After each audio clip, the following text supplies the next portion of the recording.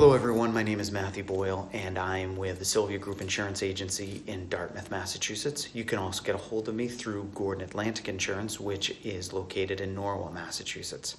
Today I'd like to talk about homeowners insurance and more specifically replacement cost. When it comes to insuring homes, we typically see two different values. We're going to see the purchase price of the home and a replacement cost. Purchase price, what you're buying the home for on the market that given time.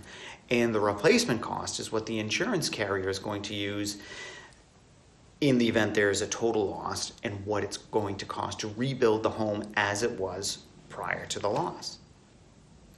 A lot of times there's going to be different values to those numbers.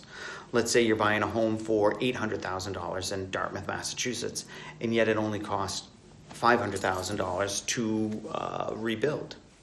So on your coverage A dwelling on your homeowner's policy, you're going to see $500,000.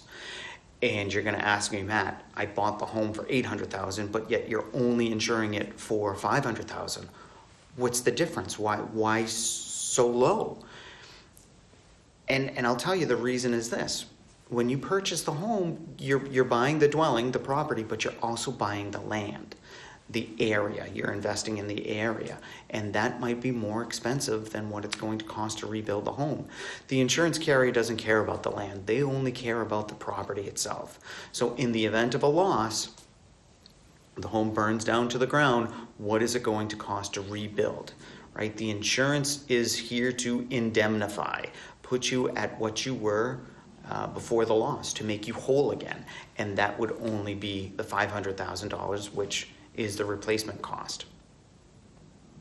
I hope this information is helpful. Please feel free to reach out to me at the Sylvia Group or at the Gordon Atlantic Agency if you have any questions.